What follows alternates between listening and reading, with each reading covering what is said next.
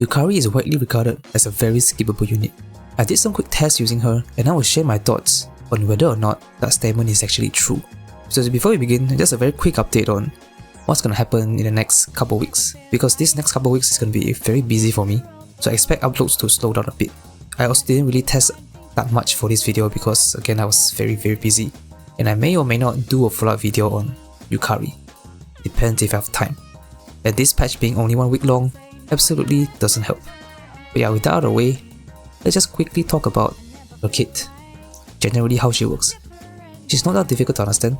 All you need to know is that she inflicts erosion on the foes, and every time somebody on the team attacks the foes with erosion, Yukari will heal and gain 1 Whisper Wind stack, and this can stack up to 2 times.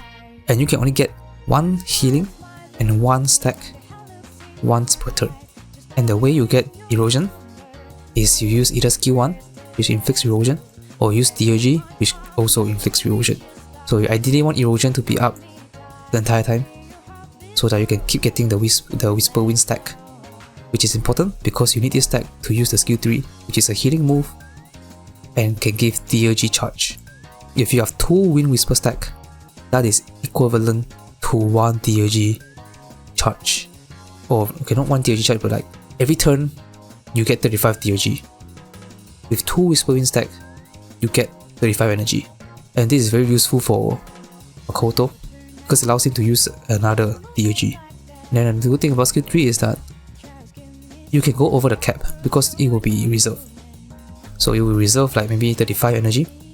Then after Makoto uses DOG, he will immediately have 35 because of the excess stored DOG charge.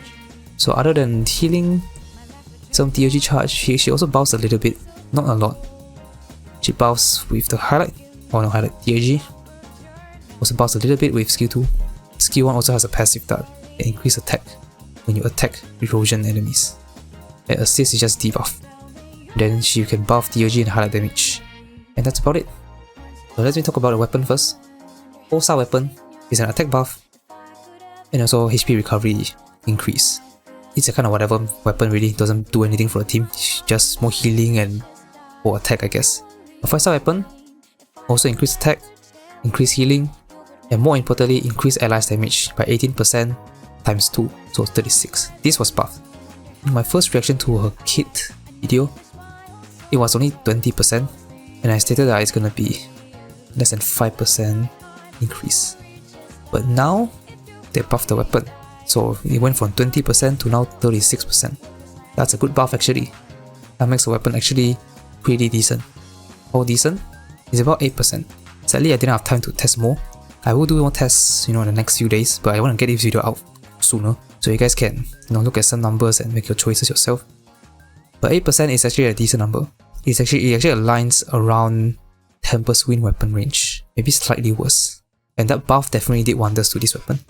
If without the global buff, I still stand by it's going to be less than 5%. And now the interesting part. Yukari is a medic, right? And there's actually not that many medics in the game. And the best medic in the game right now is the twins. I know it might be a bit unfair to compare against the twins, but if you want to be the best, you need to beat the best. And the best right now is the twins.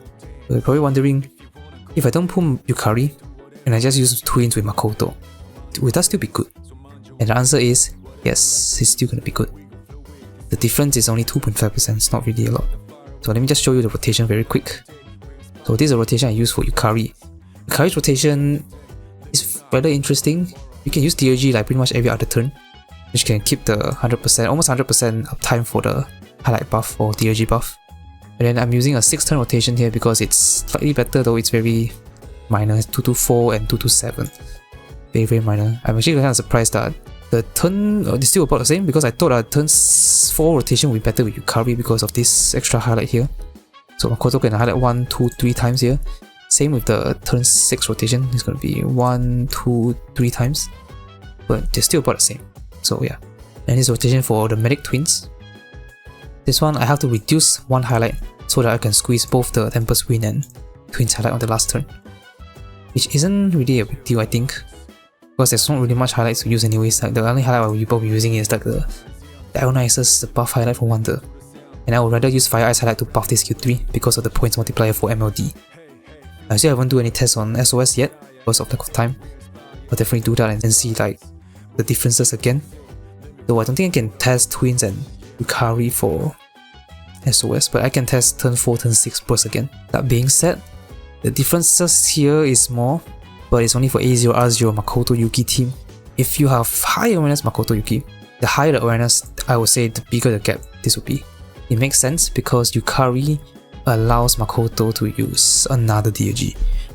So typically, if you look at the Twins, this rotation, you will see that you really only have like one highlight here. You have like one highlight here, so you only have like one full moon stack for both Q3. Maybe sometimes you can have one full moon and another 2 full moon stack. Okay, let me just show you the rotation because it's getting confusing. Like if you look at this rotation, for example, this is the turn 4 burst rotation. You'll see that this Q3 will have one full moon stack from this DLG, and this second Q3 from Takapo will have 2 full moon stacks from this DLG and this DLG. With Yukari, you can DLG one action earlier, so you can DLG somewhere here, which means both Q3 will have the maximum number of full moon stacks possible. If it's A6 Makoto Yuki, you can get both of these to 4 stacks, instead of usually like 2 and 4. But with Yukari, it will be 4 and 4 stacks. And at higher awareness Makoto Yuki, it will do more damage. More percentage of its damage comes from the Q3, so that will make a difference. But again, it's only for A6 Makoto Yuki. So if you only have A0 Makoto Yuki, Yukari is actually a possible skip, because if you're A1 Twins, you don't really need her. That being said, another argument can be made, and that is, what if I just run Yukari and Strategist Twins? Right, so I'm not gonna use Temper Swing. I haven't tested that yet, but I think that's probably gonna be better. How much better will it be compared to this score if I use both Twins and Yukari? And I think it's gonna be a decent chunk actually. But if you're strictly comparing only these two medics side by side, the difference isn't that crazy. This is also A1 Twins, which I think most of you have them at A1. A0 Twins obviously gonna be lower than this, but she is skippable. So finally, should you pull Yukari? Probably not. I wouldn't really recommend pulling for Yukari, unless you have very high awareness Makoto Yuki, or maybe put her with like Akihiko for example. Because if I did my math correctly, with Yukari, Akihiko can do 2 DLGs instead of 1, which is going to improve his damage a lot. And maybe future Seas members might want Yukari as well for the DLG charge. I'm not sure about that yet. If your main purpose is just to buff Makoto Yuki, and your Makoto Yuki is low awareness, it's okay to skip Yukari. It's a better idea to just save for the anniversary first, because it's coming in less than like 3 weeks or something.